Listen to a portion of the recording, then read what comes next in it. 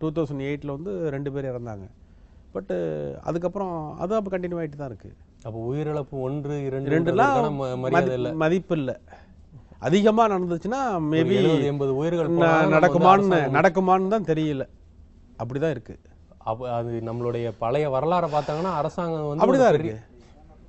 பெரிய விபத்து ஏற்பட்டா நிறைய பேர் உயிரிழந்தா கண்டிப்பாக செய்வாங்க அப்படின்ற நம்பிக்கை தான் எல்லா மனசுலையும், எல்லா தட்ட மக்கள் மனசுலையும் இருக்கு. அப்போ அரசாங்கம் உறுதியாக எடுத்த நடவடிக்கைன்னா அந்த கும்பகோணம் தீ விபத்து 94 குழந்தைகள் இறந்ததுக்கான தான் ஒரு உறுதியான நடவடிக்கை பார்த்துருக்குறோம்.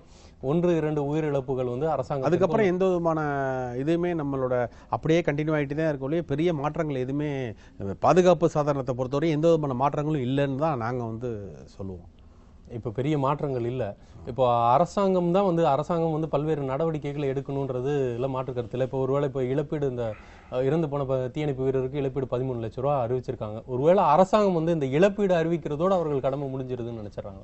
அப்படிதான் இழப்பீடு கொடுக்குறாங்க, அப்புறம் இப்போ வேலை கொடுக்குறாங்க, அதுக்கப்புறம் அதான் நான் பண்ணிட்டேமேன்னு சொல்லிட்டு அடுத்தது போயிடுறாங்க. ஆனால் அந்த உயிரை என்ன பண்ணாலும் ஈடுகட்ட முடியாது. இல்லை, உயிர் ஒன்று போகிறது மட்டும் இல்லாமல் ஒரு 50 பேர் வந்து பாதிக்கப்பட்டிருக்காங்களே. இதன் மூலமாக காயங்கள் ஏற்பட்டிருக்கு. அவங்க எவ்வளோ நாள் ஆகும் ரெக்கவரி ஆகிறதுக்கு? ஃபயர் பேன்லாம் வந்து நீங்கள் இட்ஸ் நாட் ஈஸி. மோர் தென் 5 இயர்ஸ்க்கு மேலெல்லாம் ஆகும். ரெண்டாவது அவங்களோட இது நிறைய ஸ்பாயில். வேலைக்கு நார்மலாக ரொட்டீனாக வேலைக்கு போக முடியாது, கேள்விக்குரிய வாழ்வாதார பிரச்சனை ஏகப்பட்ட. அதாவது ஒரு சின்ன விஷயத்தில் இதில் கொஞ்சம் அலட்சியத்தினால நிறைய பாதிப்புகள், ஒரு 5 வருஷம் 10 வருஷம்லாம் சில பேருக்கு பாதிப்பு ஏற்படலாம் இந்த விஷயம்.